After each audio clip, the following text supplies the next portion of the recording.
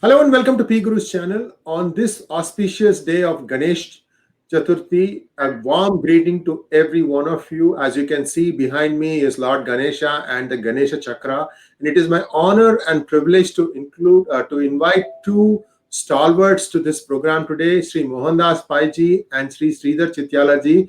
Welcome to PGurus channel, gentlemen. Thank Namaskara to you. both of you. Namaskaram. Happy Ganesh Chaturthi. It's I've you know our house. If you come, and both gentlemen, you are welcome to come to my house whenever you may happen to be in Silicon Valley. I guess post Corona time frame, you will see that about 80% of the sculptures we have in our house is all Ganesha.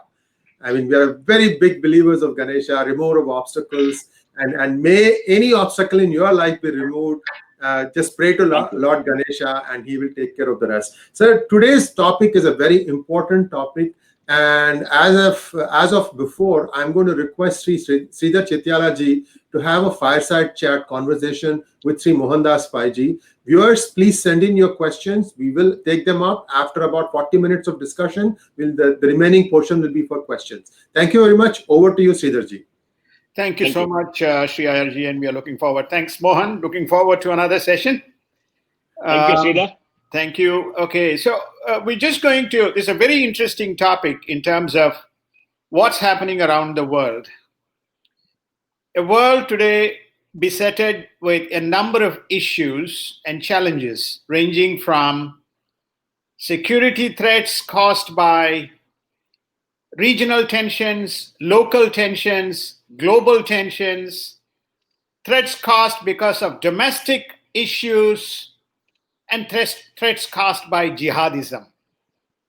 There is no part of the globe that has been spared from these issues. Most of these issues are now being confronted right around the world.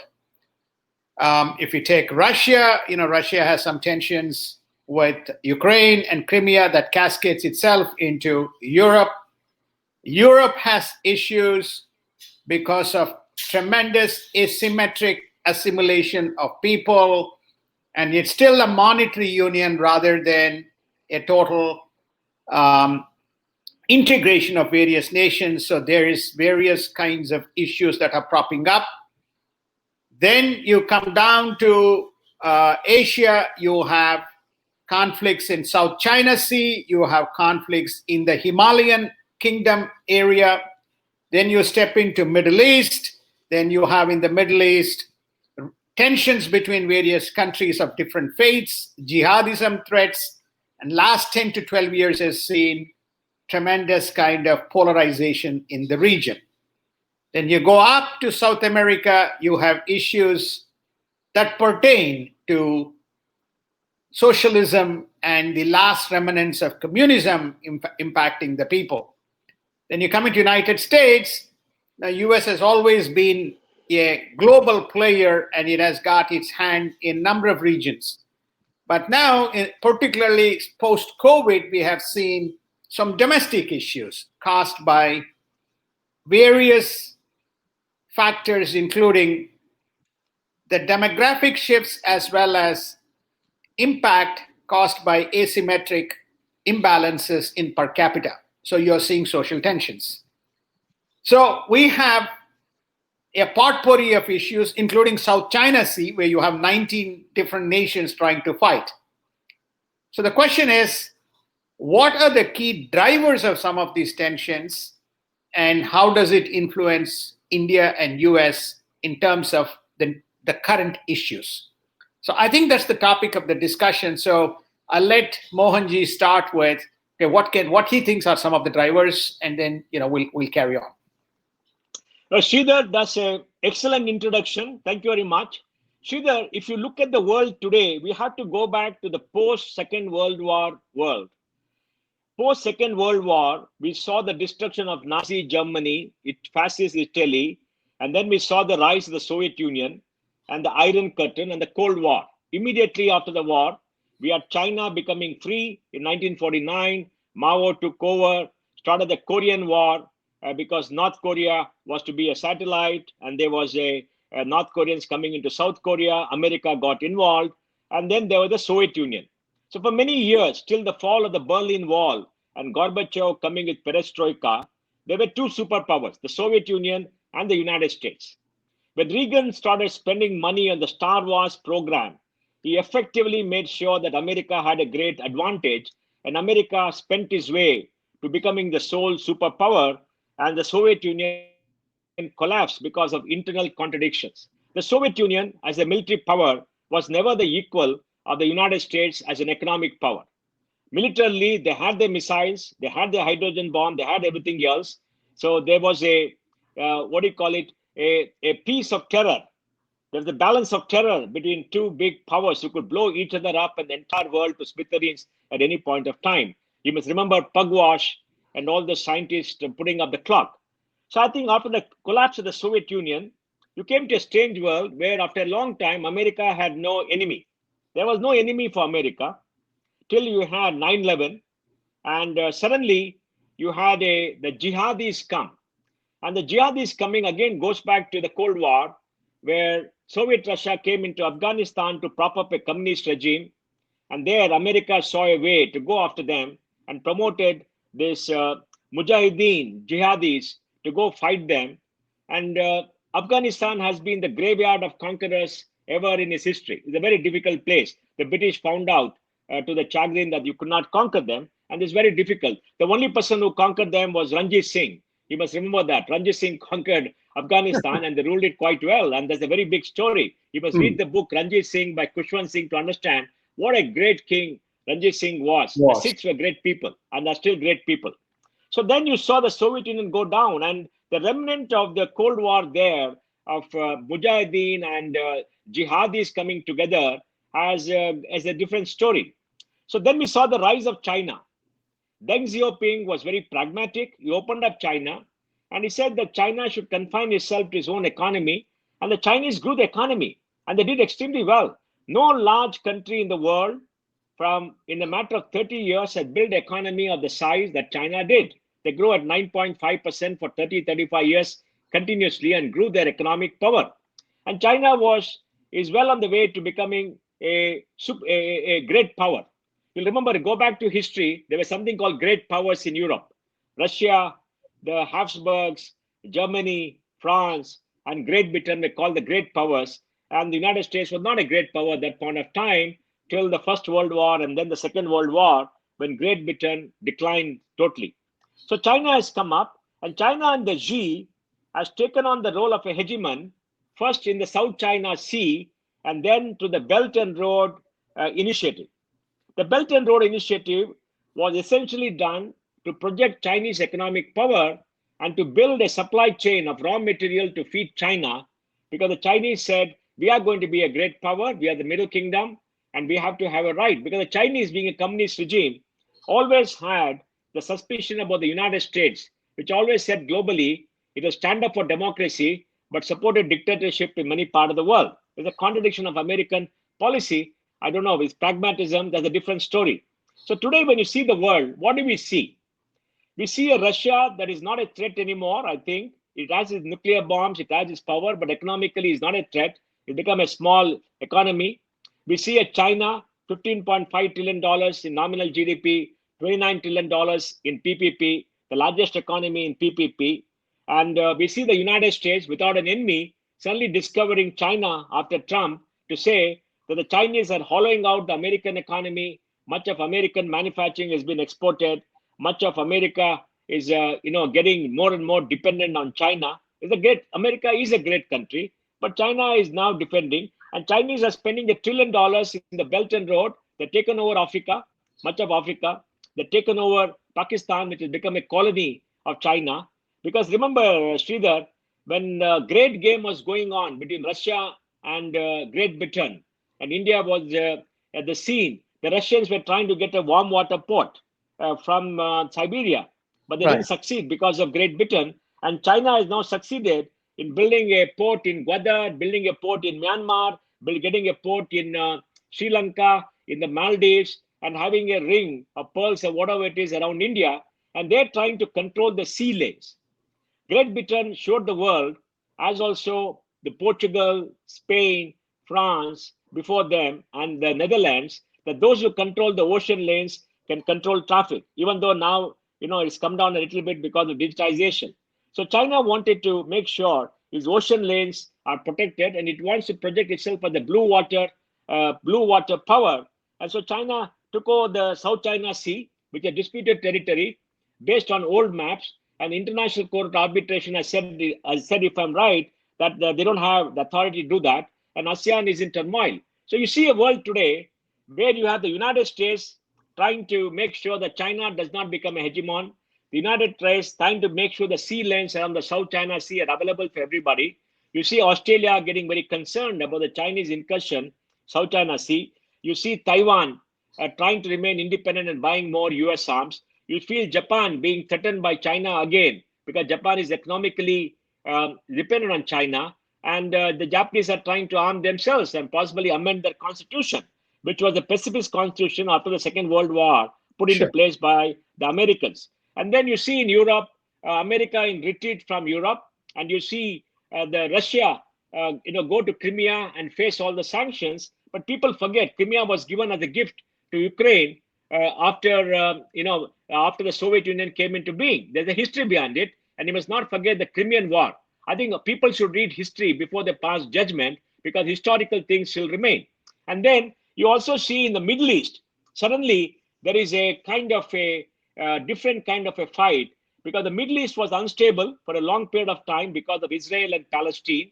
And now, after Saddam Hussein was vanquished, Iraq is in turmoil. Iran is, after the revolution, has gone and become a fundamentalist regime, and they're trying to export terrorism to all of the place.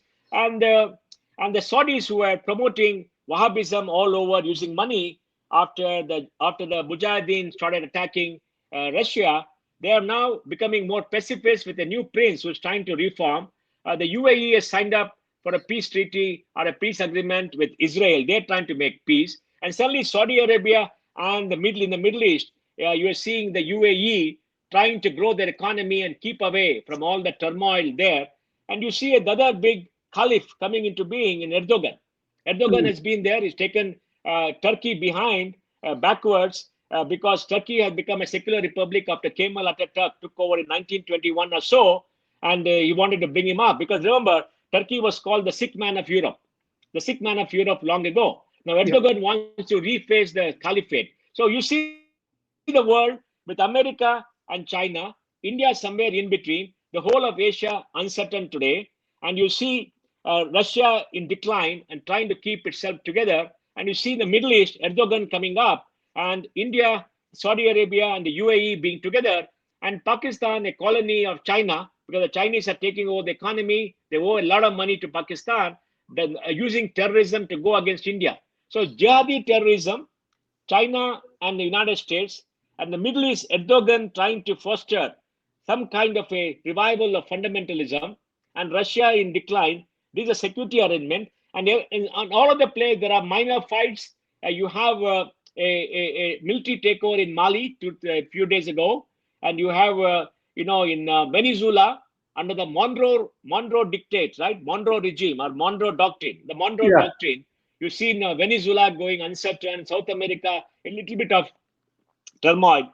So the world is still in a state of turmoil today and requires a global policeman. And the US is becoming more and more reluctant to play the role, creating openings for many other power. And we don't know whether China will step in. So jihadi terrorism, China and Pakistan playing that jihadi card, Russia in decline. This is a global scenario all around the world. Yeah. No, thanks, Mohan. That's a very good kind of overview, synopsis as an extension. So there are three specific themes we'll get into. Let's get to US-China. I think you made a very good point. Post-Cold War, United States got distracted by two Middle East wars. If you have to use Afghan war as first war, and then the Iran-Iraq war and Iraq war as the second war. So Kuwait liberation was the first, and then Iraq stabilization was the second. It got distracted during that phase. Simultaneously, during that period, China emerged as an economic power, with vast pots of capital flowing into China during that period, almost $100 billion per year for 20 years, since about 1984 to about 2004. And then, of course, suddenly United States realized that, look, there is not only an economic power, but there is a threat looming, especially in that triangle of Indian Ocean, South China Sea, Malacca Straits, extending into Pacific, because those are the frigate lanes or the maritime traffic for almost 66% of the world's traffic, which is shipped through that, both energy and commodities and so on, goes through those lanes. And adjacent to that, it created this problem of this 9-point artificial boundary across, stretching from Philippines all the way back into Hong Kong, also into territorial waters of Japan. And United States, which neglected under the prior regime, took cognizance of it and established Quad, bringing India into the equation with Japan and Australia. So today in South China Sea, India has become the buffer from Indian Ocean to block the Malacca Straits as a potential threat, because that's the lane that China uses, and then South China Sea. So in your view, from an Indian point of view, of course, there are 3 carriers that US has now stationed itself in South China Sea as a deterrent. India signed an logistical agreement with Australia. It already has an agreement with Japan. It also has an agreement with Korea. So the question, how do you see India playing a role in the South China Sea and Indian Ocean as a naval power? Because that's one area where I believe India has clearly some edge over China.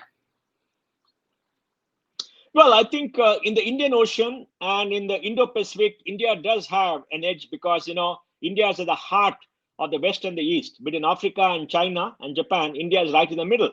It has got a 7,500 kilometer coastline, and it has a blue water navy which can protect itself. And it can protect the Malacca Strait lanes for international traffic. It can provide we can provide support in logistics, and it also is trying to make sure that the Somali pirates in the lane to the Middle East in the Arabian Sea are taken care of. So India can really protect itself. But what is sad is, Sridhar, Prime Minister Modi reached out to President Xi, to make sure that India-China reapproachment took place. The ancient regime opened up India to China, and we had a $500 billion hole in our trade deficit over the last 10 years. Every year, we had a $50 billion hole. And last year, China exported something $65-70 billion. We could only export $15 billion, where China never opened up the market. I mean, I remember going talking to the Vajpayee government when they were in power, and they opened up China, but China never opened up. With the mercantilist economy, and our traders used to go and buy and get most things that could be made in India too. And China dominates electronic, etc. So I think Modi tried to reapproach China despite the provocation from China. When China did the Belt and Road program, China built a road in the Karakoram ranges through what is Pakistan-occupied Kashmir in what is Baltistan. Baltistan was a part of the erstwhile state of Jammu and Kashmir, which a British captain handed over to Pakistan by having a coup at the time that that Jammu and Kashmir joined India. And Nehru did not take any action for various other reasons. Now they build a road through what we claim as a territory. Then they had the gall to ask India to join them in the Belt and Road. Now you can't go through a territory which we claim and come right next to us and build a port and then tell us, why don't you join us? I mean, it just doesn't sound right. And China has occupied Akshay Chin, and we still remember the scars of 1962, when because Nehru enfeebled our army did very badly when the Chinese came across the border. There's a very different story. Now, China has done all this, and China has provoked ASEAN and the United States in the South China Sea. And when the Chinese did some excursion across the border in Doklam, India stood firm. I must tell you now that I spoke to a very senior defense person, and they told me on firm authority that the Indian Army was prepared to suffer casualties but never gave up in Doklam. They stood there, arm to arm, and presented a front and said, "We are going to stay here." And China had to withdraw that border because it's a very sensitive place where India has got a very narrow border to the northeast around Sikkim, around Bhutan. And now you have it in Ladakh where the border is not delineated. And there was a truce between people that, this is the border, the very broad area. They came over in Pangong Lake and stood there, etc. And, Modi felt betrayed. Modi felt betrayed because it is irrelevant. And we remember when she came to India and went to Gujarat, the Chinese army tried to do excursions across the border. There's something happening in China between the Chinese PLA and the Xi government itself. Whenever Xi comes to India, does something, something happens there. Because I think Pakistan and the Chinese military seem to be hand in glove for various reasons. And the Pakistan is feeding military information to China. That's what the latest news. So today, India has a problem on the Chinese border.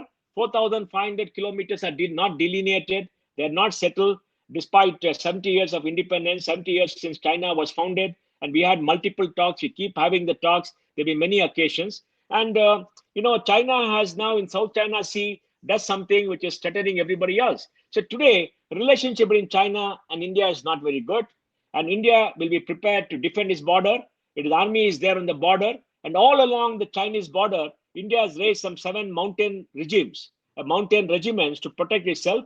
And India is certainly going to stand there and not give way to China.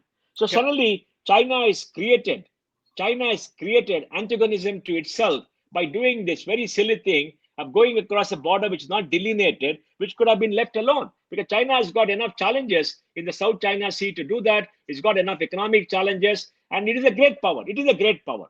The world has not accepted as a great power. The world has to accept as a great power. And for a great power, they have to behave like a great power. They can't be bullying countries all round. They bullied Southeast Asia, bullied Indonesia, bullied Philippines, but they tried to bully India and India stood firm. And Sridhar, an interesting thing today, every country has to debate the physical boundaries. India is doing that. But its digital boundaries and virtual boundaries too have to be defended. The United States doesn't have a problem because Google, Facebook, Twitter, Amazon, they're all there to defend. Nobody can go there and do anything, right? And in fact, all of them are taken over the world. Google and Apple have taken over the world. But India has thrown out the Chinese app, which had 60% of India's digital territory. 60% of all our apps, our traffic was under Chinese apps. So India took the decision to take it out, and now there's a flood of innovation. So suddenly, China is a challenge to India. India has to spend money to defend our borders. And that means that the United States, which has now created the Quad, will get more and more involvement of India because India has no choice. India has no choice. India has to make sure that there's no tension on the border. And for the tension to become less, India has to demonstrate that it has the ability to join the Quad. And the United States is now shifting its focus onto Asia. It's sending 10,000 troops from Germany to Asia. It has 3 carrier groups, which have got heavy armaments. They're all nuclear groups. And Australia is concerned. Japan is getting very concerned. So I think these are going to make sure that the shipping lanes are defended. And India is facing terrorism from Pakistan for the last 40 years. Sridhar, in the 1960s, Pakistan was 30% of India's GDP. They were much better off in per capita than India, including Bangladesh. Today, including Bangladesh, if you're on a comparable basis, there are 13-14%. Pakistan is about $220, $230 billion, and maybe Bangladesh is $200 billion. India is 3 trillion, right? That's about 14% of GDP. They come down. And Pakistan's passport has been seen as a passport of a terrorist country. They're ruining themselves, hurting themselves, promoting fundamentalism, promoting terrorism. And they got this great hatred of India. And India will defend itself on the border. And I think Pakistan is a challenge. China is a challenge. And now jihadi terrorism is a challenge for India. Though in the last many years, India has taken good care. India does have Maoists in some of its districts in the east, which has been lessened now because the government is going after them. There's development coming. So certainly in the new world order, where I think the United States has rightly said that China hegemony is not acceptable, India will play a great role. It will mean it is giving up its non-aligned position, we did not get India any benefit, and saying national security comes first. Wherever we find that national security has to be defended, whichever country can come and say that and help us, we are going to work with that country. And suddenly China is not on the list. Yep. Great summary. So if I kind of synthesize, India, China, and U.S. China. India, China, very specific. I think that they find India to be non-compliant. It's like, I'm the big boy. So you, India, you are not compliant with me because India refused to sign the BRI, Belt Road Initiative. Okay, that's one part of it. The second part of it is its Himalayan kingdom border, which is the northeast as well as the Ladakh region, especially post the amendment of 370, which gave Ladakh the union territory and independent status. And all the infrastructure that's being built has actually triggered apprehensions in China on a security level, especially facing Tibet. Then you have the third, which is namely China never expected India to do incursions into South China Sea as well as into Pacific and form this Quad initiative, and where they have joint exercise as proximus to the Spratly Islands, which is one of the pivotal places where China has illegally built an artificial island, and all air and naval bases are situated in Spratly Islands. So I believe that these three trigger points has infuriated China, and so it found itself locked with many countries in South China Sea. So while it's taken a defensive posture, it miscalculated and took an offensive posture in the Galwan Valley and made itself enter the Indian territory or come close to Indian territory and triggered a war in that region. So which has now become the fulcrum point or the focus point in terms of the dispute. Everybody fears if there is a war which is imminent, that's the flashpoint of the war, the Galwan Valley, right? China has still not acceded to the Indian Army's demand of going back to their status quo. They're still holding position, but not withdrawn enough past that green point, which is what India had requested them to do. And the army kept its discussions and kept focus and said, we are not accepting the truce until such time you vacate that point. And then it started to make incursions into Nepal and try to influence the Nepalese government. And Nepal passed sudden changes to its constitution, particularly the Kalpani and Lipukesh area, in terms of redrawing the borders and claiming that area. So how do you see, it's very clear that China is ruffled by India, right? As you rightly said, the world recognized that China can be tackled and China blinks by virtue of what India did. That's what has given confidence to many nations, including United States, which has not stood eye to eye. When China introduced no-fly zones in Pacific and South China Sea, our previous president, Mr. Obama, sent planes unarmed, right? Unarmed into those areas. He asked the commercial carriers to comply with no-fly and not to infuriate. So even at that point of time, US was docile and conceded. So it was India which first looked eye to eye and locked itself into Doklam. And it's also been working with, as you rightly said, Sri Lanka in Hambantota and with Iran to offset the Gadar port in Pakistan. So you see that India is now, under the present Modi regime, is far more assertive in regaining its boundaries and protecting its national security. So it also, as you rightly said, dealt the trade blow by cutting down close to 20% of the imports, bringing down from $89 billion to, as you rightly said, somewhere close to $70 billion. Besides banning of all these applications, dismantling them from any participation in the projects, very close scrutiny of equity investments into India. So there's a range of measures which China is confronting, very similar to what Trump has done on the trade side with China. So you now have Japan, China, Japan, United States, and India strangleholding China. So how do you see this India, China in the Indian border playing out, Mohan? Well, I think the Chinese possibly are realizing that it doesn't pay to try to bully India. India is going to stand firm. India has the economic resources, the strength, and the resolve to stand firm with the Modi in the seat. And Modi is a very popular prime minister. India will not provoke China. India will not take somebody's territory, but India will defend itself very, very vigorously. And I think India has demonstrated that.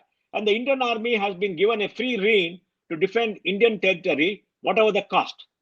So I don't think China is prepared to, provoke India again or to come to fights, because when there was an actual fight, India did stand up, and the casualty in the Chinese side is supposed to be much higher. And remember, on those high plains, the Indian army men have a better experience and better handling of those high plains, even though we have to come up on the plains, whereas China is a plateau. Sridhar, India has accepted that Tibet is a part of China. India accepted that long ago. India accepted that. China, still trying to do, trying to provoke India on Arunachal Pradesh and other places. It is in China's interest to settle the border with a little bit of give and take, and to do that. And India has given refuge to the Dalai Lama, not because he wants to split the, Tibet or something, because nobody can take Tibet away from China. You can't go there and liberate Tibet or whatever. It's not going to be possible. Tibet has become a part of China, right? And is going to remain a part of China. Now, the Dalai Lama has come to India as a religious figure. Yes, he's a political come religious figure. Now he has stood down and said, I'm a pure religious figure. And there is some group of people who call themselves the government, but they're not a threat to China. So India is not interested in destabilizing China. India is not interested in provoking any other country. India wants to focus on his own economy and his own people. Now, to come here and to provoke another large Asian country, it was unnecessary. What does China gain? I don't know. And China goes to Pakistan and tries that. And there, with the Uyghurs being put in those camps, the jihadis in Pakistan are now ganging up together, and they're going to provoke terrorism there, because for them, their faith is more important than any national boundaries. They have the principle of the Ummah. Now they're all going to focus because they all want to fight an enemy, and they're going to be problems there in that particular area. So I don't know. The China is fighting too many things, and I don't see the upside. For example, there is no need to come to the South China Sea. It should have been kept quiet. Everything was going well for them. They could have focused on the economy, doubled the economic size in the next maybe 15, 20 years, made sure that the per capita income goes to $20,000, $25,000 and grew the economy, right? And the world was recognizing China and respecting China as a great power. And once your GDP becomes much bigger, you're a much more technology power, the world will recognize you. And once you become a great power, Sridhar, you have an obligation to the world to be benevolent, not to threaten, not to be a hegemon, and to help other people. And instead of doing that and getting the respect of the world, China has shot itself in the foot by being seen in Southeast Asia as a threat. The Southeast Asian countries are concerned about Chinese incursion, right? And as far as Taiwan is concerned, China was hollowing out the Taiwanese economy. Most of Taiwanese money is now in China. They didn't have to provoke Taiwan again, because, Taiwan, like a right foot, possibly 30, 40 years should have fallen in their lap. They didn't have to provoke in Hong Kong, right? So now suddenly they're going to fight in Hong Kong. Taiwan is battling them. They got a South China Sea. They got trade issues. The world is very concerned. The world doesn't want to do too much of trade. India is signing up, and suddenly they shot themselves foot. I don't know for what reason. What reason except possibly a feeling that they suddenly become a great power, but the world is respecting them. The world is respecting the economy. Everybody was in awe and admiration of what China has done. You can see the narrative even in the United States. And why provoke America? Why provoke America? You should never provoke the great power of the United States, because the United States will be a great power for the next foreseeable future. You can't do anything with it. is the only sole great power with the economic engine and the military engine to blow the whole world up, right? So it's Yep. unnecessary. But India now has to reshape its security. India has to make it very clear by its actions that it will defend itself, is not going to stand down, is not going to blink, whatever be the cost. There will not be a war. There will not be a war, because if there is a war on the borders with China, the whole world will stop trusting China. Why should the world trust a hegemon which goes to war against a democracy which is not a threat to China? Got it. Okay. Sri, yes, sir. Gentlemen, we are about 35 minutes into our conversation, 35, and perhaps one or two more questions, and then we can throw the floor open for questions. I just wanted to give you a sense of time. Please proceed. Okay. Got it. Thank you. So, Mohan, I think just along the lines, you had mentioned about provocation, and Tibet is fairly well established. There's no dispute. India doesn't dispute the Tibetan annexation, if I have to use that word, by the Chinese, because India lost the ground when it should have, when it could have been far more assertive. India chose to turn a blind eye. So we have in the United States two resolutions that were passed. One was in February last year, and the other one was in September, November last year. It was a unanimous resolution by Democrats and Republicans, which is called One Tibet Policy. The One Tibet policy effectively has four important strands. One, the Dalai Lama to be selected by the people of Tibet, not imposed by China, number one. And right now, the Dalai Lama is in India, right, in Dharmashala. The second was that there should be some footprint for the United States in Tibet, so that the independent autonomy, not it is separate nation. It's very similar to what was Hong Kong and what is Taiwan is preserved, because the China Tibet is far more advanced relative to Taiwan. And the third is it's also the epicenter of major ecosystem of rivers and hills. Major ecosystem of rivers and hills. There is a perceptive fear that the world could be held to a ransom by those who control access environmentally and from the water management. Okay, that includes India being one of the nations affected.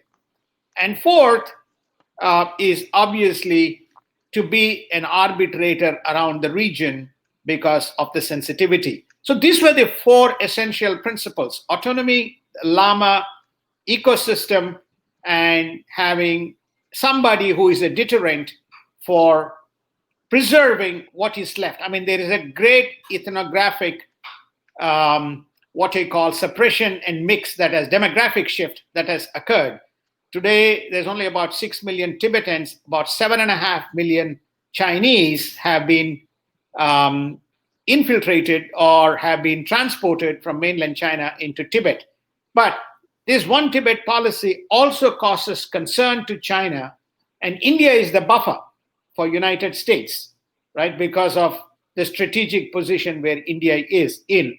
So do you see that debate abating and normalization and some kind of a resolution, because Dalai Lama cannot be permanently in, having an outpost in India? Well, no, I think Tibet is firmly in Chinese control, and it's not going to go away. Nobody can take it away. Yep. And that's the reality of life. The Dalai Lama is now a religious figure, and he is in India, and India respects religious figures. Please remember, Buddhism in India is revered. The Buddha is revered. Dalai Lama as a fountain of Tibetan Buddhism is revered. We don't see Dalai Lama as a political figure. We see him as a religious figure. And we are a religious country, so we respect the Dalai Lama's freedom. He is all over the place. And, India is not provoking anybody to do anything against China. In Tibet, India has been extremely quiet. India doesn't want to provoke anybody. India accepts the Chinese control of Tibet. Of course, the United States is being egged on by various interests. They have their own lobbies and interests, and they can do what they want. But China has nothing to fear from India. And I think if the Chinese let the Tibetan people choose the Dalai Lama will never be a threat to China or to Tibet itself. It's just the irrational fear that people have that he could be a splittist person. So I think, the thing is, Sridhar, China went through 100 years of civil war. 100 year civil war from the Opium War onwards till Mao took over in 1949. They fear instability inside and they will clamp down. And they've had a period of instability till Deng Xiaoping opened up and then they've grown. And now they're a very different country with a large middle class with high aspirations, right? So they don't want anything happening in any part of China, which is right. I think they have a right to decide themselves. I don't want to comment about that, only to say India is no threat to them on Tibet. And the Dalai Lama is no threat at all. And I think they're better off allowing the Tibetan people to have, choose their own Dalai Lama, because he'll be a pure religious figure. He'll not be a political come religious figure like the Dalai Lama actually was earlier, because Dalai Lama has renounced the political positions that he held, and they just want to live in peace. So I think, India, as far as India is concerned, is more or less a settled issue, and I don't think China should have a fear. But one thing which happened, Sridhar, will be very surprised. A Chinese was arrested in India just about a week ago, and he was doing some Hawala transactions, and he said that he was trying to bribe some Tibetan lamas or Tibetan priests in Delhi to give support to any Dalai Lama who is going to be chosen by China after this Dalai Lama. Yeah. So some intriguing things are happening in that particular area. Got it. Thank you. So just let's in the remaining minutes we'll get to the jihadi situation. You mentioned Uyghur in China, Chinese kind of treatment of the Uyghur in Xinjiang province. Now you have this Turkey-Pakistan new equation that has developed. Clearly, UAE and Kingdom of Saudi Arabia have shown, blind or passive recognition to Pakistanis' continued, incursions into India and their terrorist aspirations and the Kashmiri aspirations, etc. So the Turkey has emerged. Erdogan has emerged. We also see many of the Bollywood actors from India, making their trip to Turkey rather than to the usual destination of Dubai. So how do you see? I mean, it is a big issue to India, or a nuisanceable factor in terms of even making much more rapid progress towards its 5 trillion and 10 trillion economy, Mohan. Well, Sridhar, one must understand that the Modi government has made a rapprochement to Saudi Arabia and the Middle East and the UAE. They're much closer to India than they were. They cold-shouldered Pakistan, and they gave Modi the highest national award. And I think the relationship is very good, because they realize that India is never a threat to them. India is a friend, and India does a lot of business with them. And MJ Akbar, the former minister, has done a fantastic job in making sure there's reapproachment. The problem for Saudi Arabia and UAE is Erdogan, because Erdogan wants to take control of the Muslim world. He doesn't want to be confined to Turkey, and he possibly wants to go to the caliphate. And when Pakistan saw that India's relationship with Saudi Arabia and UAE is going up, they're trying to become pally with Erdogan and say that the Turkish people are our ancestors, blah, blah, blah, and trying to disclaim their Indian heritage, which is very silly for them. And I think they got internal contradictions there. In the meantime, we have some of these Khans going to unnecessarily. I don't know why Amir Khan had to go to Istanbul and ask for a meeting with Erdogan's wife. Why ask for a meeting when Erdogan has taken an anti-India position? He is trying to provoke people in Kashmir. He is trying to fund terrorists, and all the reports are there. Why should he do that? And you come to India, you are a respected figure in India. Why should he do something who's taken an anti-India position and go meet his wife with full publicity? I think it's very foolish. I don't know what he's trying to achieve, because when he comes back home, people of India are not going to like that. People of India are not going to like that, not going to accept. People of India read, people of India understand what is happening, and I think it's unnecessary. So now in the Middle East, there's a new set of players who have come, and I think the axis between Iran and Turkey and Pakistan is becoming much stronger, and the Saudis have economic power over Pakistan. A lot of Pakistanis are working in the Middle East and Saudi Arabia. When General Bajwa went there recently, he was given the cold shoulder. Prince Salman didn't meet him.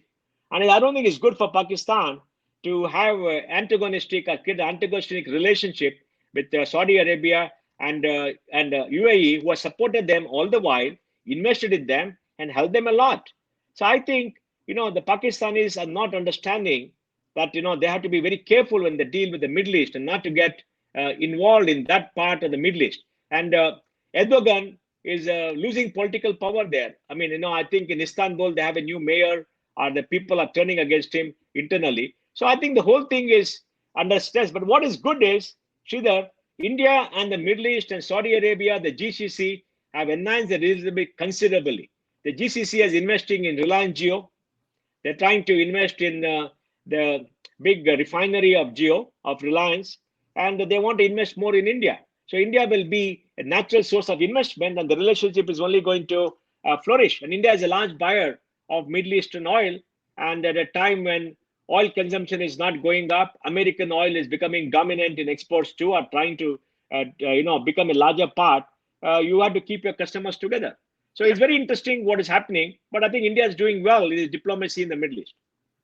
Great. So, one of the big election issues in the United States, it's quite intriguing that, with 4.1 million Indian Americans in the United States voting, this CAA and Article 370 has become a topic actively being lobbied and pursued. You use the word POK is considered by India as an occupation, just as Akshay Sin is considered as an occupation. I think sooner there's a resolution of repossession rather than occupation illegal. I believe that these problems will kind of continue to persist. That's my view. Well, I think my personal view is a uncertain reality at the border. India, I don't think, can take over POK. I don't think Pakistan can take over Kashmir. We are not going to let them come inside. And we have strengthened our borders, and we are finishing off all the terrorists who have been sent across. And terrorism will come down. We are reforming the entire state. We are having delimitation exercise, and there's going to be a new legislature very soon once you finish the delimitation and have elections. The new reality is going to be very, very different, and the families that misruled Kashmir are going down. When people talk about Kashmir, they forget it's got a 40% Hindu population. It's not a full Muslim, it's a Muslim majority, not a full Muslim region, right? And what about all those Hindus who are there? They also have a right to stay in the place. They've been deprived of political power. Large number of people have been disenfranchised. They got permanent residency now. Justice has been done to them. Justice has been done to women. There's been a lot of reforms. And CA has been used by this jihadi terrorists to beat up India in the United States, because a lot of money is going to fund many politicians, and they're looking the other way. Like Sri said the other day, the states in all these places where they're passing these resolutions, silly resolutions, I don't think they understand what it is. They're probably gaming it because somebody is feeding them money. But I think India's case is very, very strong. India's case is very strong for CAA, and doing away 370 was the right move, because it was creating an alien identity among the people of Kashmir, as if they're very special. They're not very special. They're a part of India, and that's been accepted for a long period of time. Yes, Sri. Yep, Sri, we hand it over to you. I know you're quite anxious to regain the microphone. Can hear. Sri, you are on mute. Can't hear. I keep doing this mistake. I'm so sorry about that. It was a fascinating discussion, Mohandas Pai ji, Sridhar ji. Every time I hear you, you have a new, outlook on things, and it's that enrichment of thought that you provide that makes this platform so successful. And viewers, do subscribe to our channel. 1 in 2 of you are not subscribed yet. Do help us grow, because whenever we have compelling videos, you get notified, and then it's up to you whether you want to watch it or not.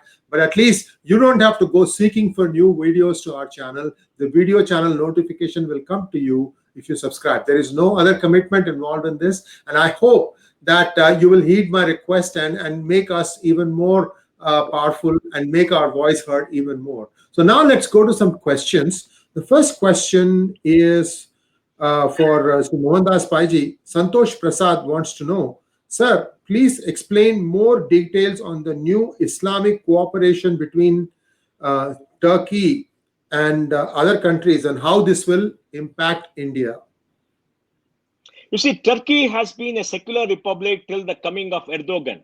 Erdogan and his party are fundamentalists who are taking them back to the Islamist past, getting more of Islamism into the country.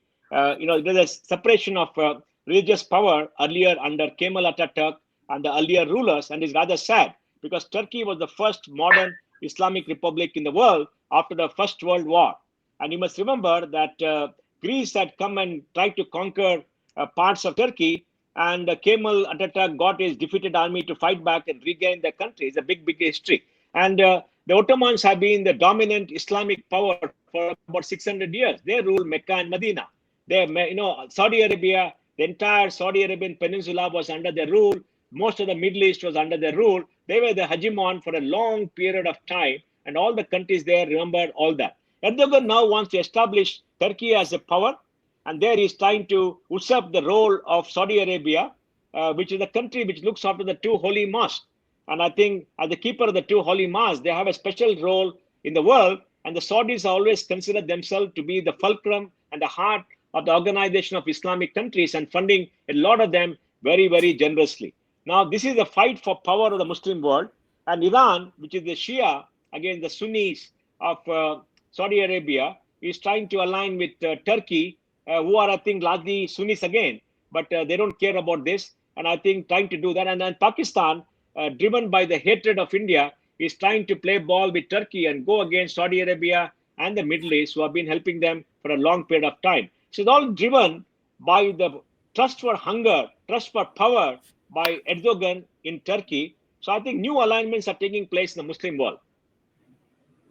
Thank you, sir. The next question is from Santosh Subramanian. Why hasn't the government banned Chinese companies like Huawei, Xiaomi, the Oppo, Vivo, OnePlus, Nexus, and so many other Chinese companies? Well, I think the government of India is very careful about Huawei, and for 5G trials, they made it clear they don't want Huawei to be there. But Huawei has got equipment in India earlier, and I think the government will come out with new norms shortly, because you can't disrupt the entire telecom industry just up a sudden. It's very critical. Jio doesn't have any Chinese equipment. It's got equipment from Samsung, and in 5G, they're having their own technology, which is very remarkable for Jio. And also, as far as Oppo is concerned, Xiaomi is concerned, the major business is in India. They're established as Indian companies. They're doing the manufacturing. They put investment here.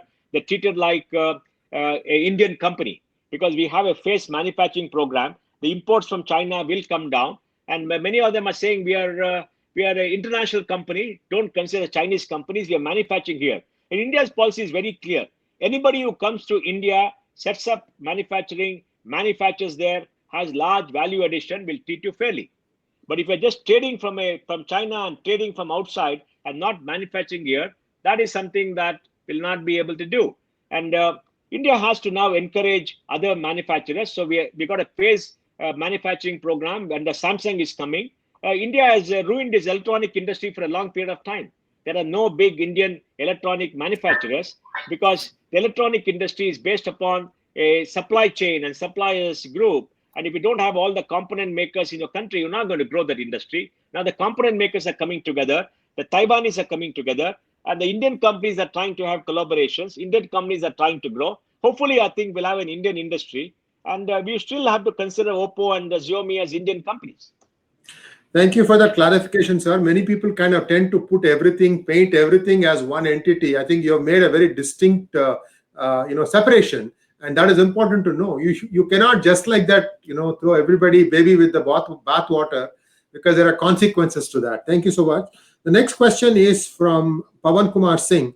What is stopping Indian government to oppose one China policy, recognize Tibet as disputed, raise Hong Kong issue, and also recognize Taiwan as a separate country?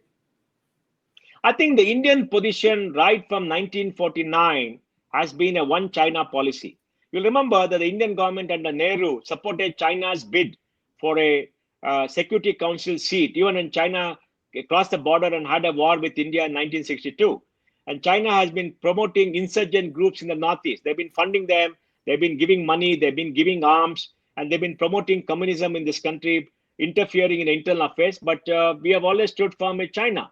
And when the Chinese occupied Tibet and the Dalai Lama came here, we didn't assert our rights, because as successors to Great Britain, we had a embassy, or we had a consulate in Tibet under the agreement that we had between Tibetan government and British India, to which we were the successors. India just gave up, and India always later said that Tibet belongs to China, and we were never a threat to China, didn't we? And we never encouraged the Dalai Lama or anybody claiming Tibet under him or living as refugees in India to do something to hurt China. And we always said that we did not recognize the other country in Taiwan or Formosa. It's called Formosa earlier. Taiwan in China. We always been fair to China. We supported China, and I think Nehru gave up the Security Council seat which offered to him by the Americans at one point of time, because China was not occupying that, and said China deserves it. Now this foolishness, this lack of understanding of real politics, lack of understanding of national interest at points of time when you could assert national interest, is biting us today. And today, India must realize national interest predominates any fuzzy ideas you have about making the world a better place. You can only make the world a better place when you support your national interest, especially when you are not a hegemon and you don't covet anybody's territory. So I think India should not do all this. There's no upside to provoking China. There's no upside to reopening everything. And I think we must negotiate with China, make sure the border is settled, and make sure China understands there's no upside to meddling with India. No, I think let me just. I was going to give you a chance to respond also. Please go ahead. Yeah, I think I have a slightly different view to my esteemed friend Mohan. The passive position that India had taken in the past, and now toggling between passiveness and offensiveness from a defense point of view, is creating more problems for India across many fulcrum points, both maritime as well as land. And if somebody thinks that one can negotiate with China and live peacefully and harmoniously, all one needs to look at is, now China is claiming Russian territory. China is claiming Asiatic republics. China is claiming South China Sea. China is now making incursions and claiming territories in Nepal. Under Xi Jinping, you're not seeing a China which is satisfied with economics and trade and stability. It sees the only way that it can exert its power is through occupation and claiming many territories, and its Belt Road Initiative passing to the points. So I see that there is more tensions in the wings rather than less. And I think India will be forced to get into battling this with the global powers. You would not seen France saying that it will send its troops, both foot soldiers and army, into India to fight the Chinese in the Ladakh region. Never happened. It says the US says, I will send the people. I will defend you from the seas. You take care of the land. It's because India is now being forced. In fact, President Trump said Modi must take a far more assertive step in tackling China rather than being submissive. But Sridhar, you must understand, it goes against everything India stands. India is not a hegemon. India will defend its territory. Under the previous regime, it even didn't defend its territory. It did not fight back. India will fight back and will push back anybody who come across territory. Prime Minister Modi has made very clear. But India has not regained, Mohan. India has not regained its territory. It has been speaking about it for 75 years. It has not. It's not even now. You are saying to me, it's not even going to claim POK, which it is legitimate. They got people both in Parliament as well as in Kashmir Assembly. So if you're going to be passive in POK, you're going to be passive in Akshay Chin, you're going to be passive in Arunachal Pradesh, you're going to be passive in Indian Ocean, how you can be accommodative without, how do you protect your territory? Where does it go? So I think India has to get out of the comfort zone and use the opportunity to be a regional power. Japan has been nudging India, just as United States has been nudging India to be much more assertive, not to occupy others' territories, but to defend what it is. Possibly, Sridhar, by 2030, when we'll be a $10 trillion economy. All right. Well, this last question is from Likit Singh, and it is to both of you gentlemen. I'll let Mohandas ji go first, and then Sridhar ji, you can have the last word. Mohandas ji, what is your outlook on short term and long term on India's economy? I think short term, this year is a washout. We'll degrow by 5%, maybe 6%. Next year, we could grow from that minus position by maybe nominally, including inflation, maybe 8 to 9%, real term 5 to 6%. And the spending that's happening today, the opening up of foreign investment, and other things that will happen will probably make India grow. And I'm very confident by 2031, we'll be close to $10 trillion. We are expecting by 2030, by 2026, we'll be close to $5 trillion. And I think that's going to happen because, India is becoming more productive. Digitization is taking place. India is opening up to foreign capital in a much bigger way. FDI reforms have happened, and the drive away from China is helping India. I think some of it will come to India. And the fact that we have a big Indian market too, which is growing, will be attractive. And this cooperation with America, after American companies understood that they have to stand up to China, will help India. And Japan too will be a major investor. Sridhar ji? No, I think I endorse Mohan's sentiments. I think there are three important drivers, especially when you look at the economic outlook. When contraction is an aberration because of pandemic, you don't see pandemics. The three important drivers are investment flows. India is now hitting a consistent pattern of around $60-65 billion annual investment. Okay, you're going to see that grow to about $75 billion. So that is a reflection that there's a very strong confidence and sentiments from international investors. That's number one.